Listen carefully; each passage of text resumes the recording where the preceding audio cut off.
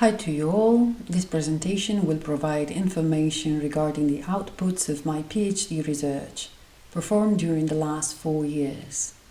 The thesis was exploring the uses of experimental archaeology in archaeological open-air museums in the European context from a social science perspective, with a focus on epistemological and ethical issues.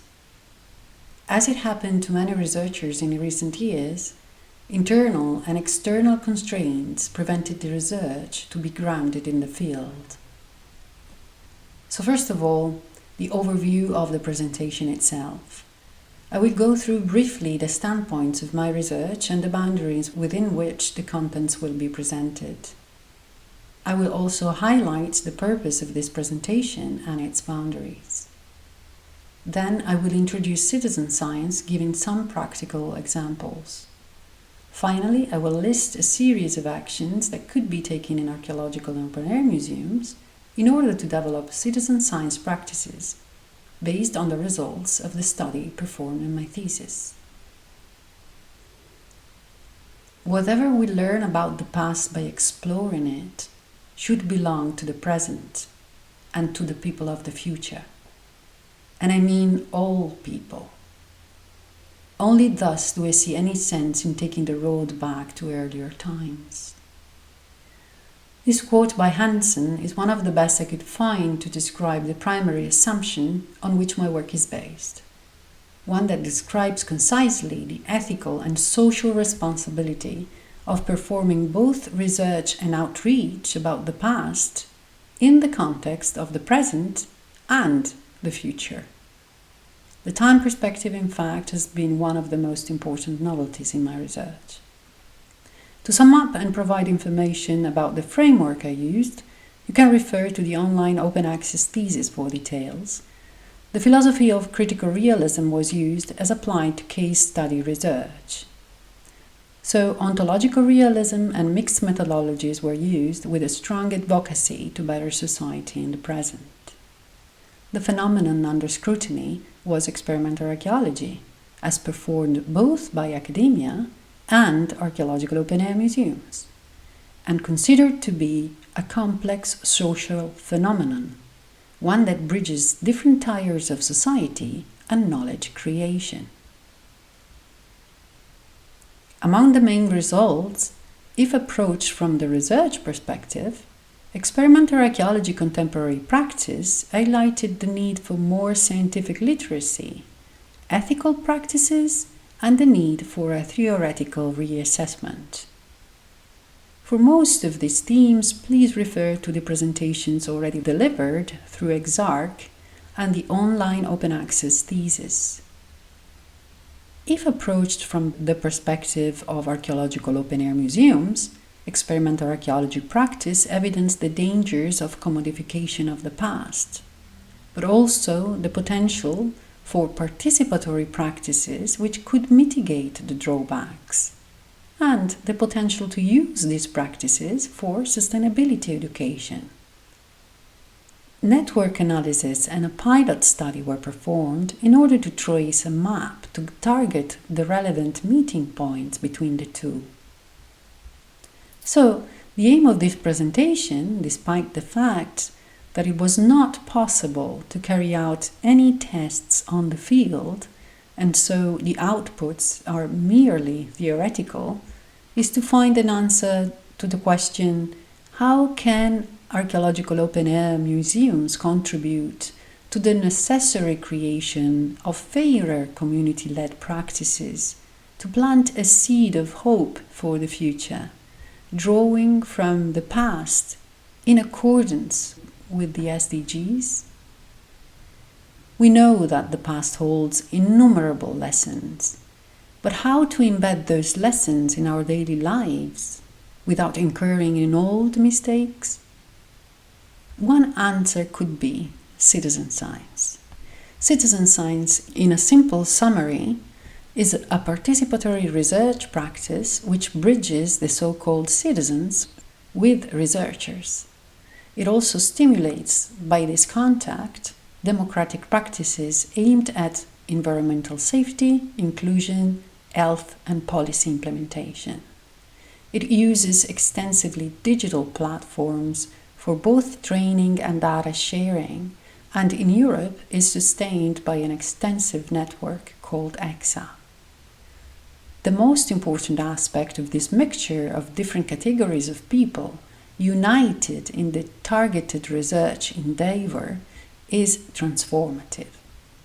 Re-evolutionary change towards knowledge co-creation and co-learning, and ultimately causing collective growth. Citizen science is used across the globe. Just to give an example of a digital platform that gathers different projects to which all can contribute, take a look at the homepage of the Zooniverse, where everyone, regardless of their former education, can actively be involved in the research projects using their own devices. Just a couple of localized examples in Europe: the Socio-B, which aims at behavioral change to diminish air pollution and stimulates participation through active monitoring of the urban context by the citizens themselves. And the UCount project, which aims to involve young people in the decision-making process of the whole project itself and in acquiring scientific literacy for building a better future for themselves.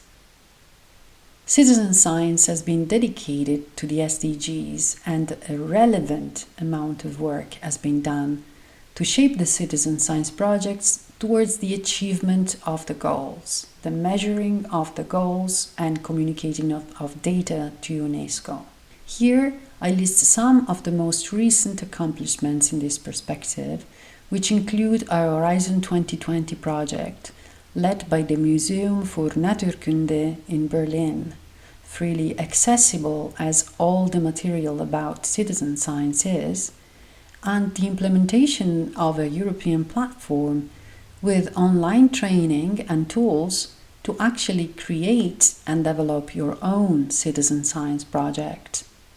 Also, the implementation of an evaluation tool to measure the performance of citizen science projects in targeting the SDGs completes the offer which the amazing and collaborative work of many dedicated people across the EU has accomplished so far. So, coming back to archaeological open-air museums, during the analysis of the survey results in my PhD thesis, it emerged that there is a gap between the research which is shared by museums through traditional means, such as conferences and publications, and the unshared research. This gap, as the survey respondents highlighted, is actually already shared with the public and the visitors of the museums. This gap, which has been negatively judged before as a research leak, could instead represent the already present potential to be transformed into a participatory form of research or in citizen science activities.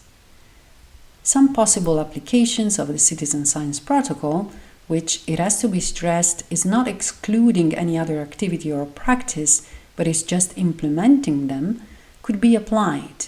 And this is just an example to the fourth goal, equitable quality education in the form of scientific literacy, and in the 12th goal, responsible consuming and production, for example by looking at recycling practices in the past. According to Bruno Strasser, the main activities which citizen scientists can perform are computing, analyzing, making, sensing, and self-reporting. I believe all these activities could be performed and possibly already are in archaeological open-air museums. But in order to embed the citizen science re-evolution, a shift in perspective is needed. First of all, visitors, volunteers, or the public should be considered as potential citizen scientists and the museums as citizen science hubs. To embed citizen science practice in archaeological open-air museums, reenactors, for example, could be considered as makers. And visitors, since they are enjoying the full sensory experience of the museums, could be considered as sensors. The most important shift, though, is that of considering the community of volunteers and repeated visitors as worthy of being included in the decision-making process from the start. This is why citizen science needs a great deal of mediation, adaptability, and a strong ethics, because the democratic practice is going to be transformative for all. Experimental archaeology, as observed in my work, appears to be like a quantum time crystal, having the quality of repeating the same actions in a rhythmical way across time.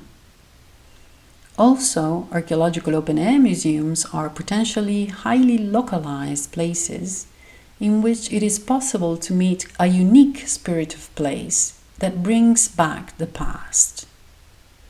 It is the transcultural aspect of both that is to be fully understood.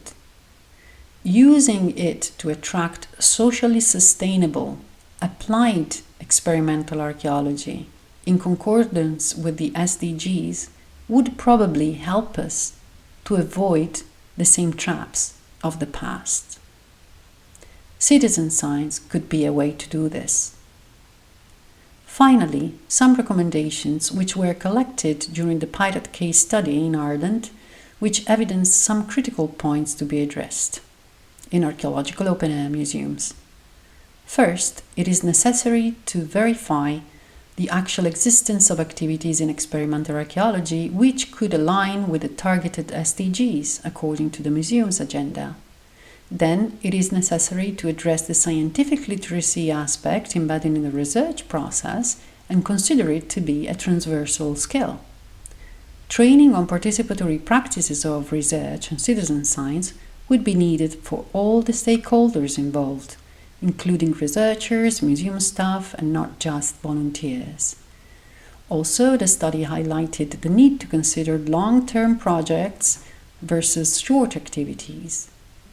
Finally, and this is something which is already on the way in EXARC, enlarge the documentation strategy and use that too as promotional material highlighting the selected SDGs to create impact.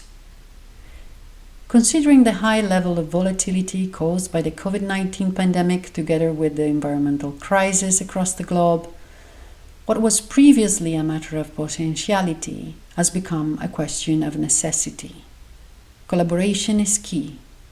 The guidelines contained in the UNESCO SDGs can identify areas and actions in which archaeological open-air museums could perform a service to society, as the work already done by EXARC proves. Using the tool of citizen science could greatly enhance the transformative, re-evolutionary role of archaeological open-air museums and experimental archaeology in this respect. Thank you very much.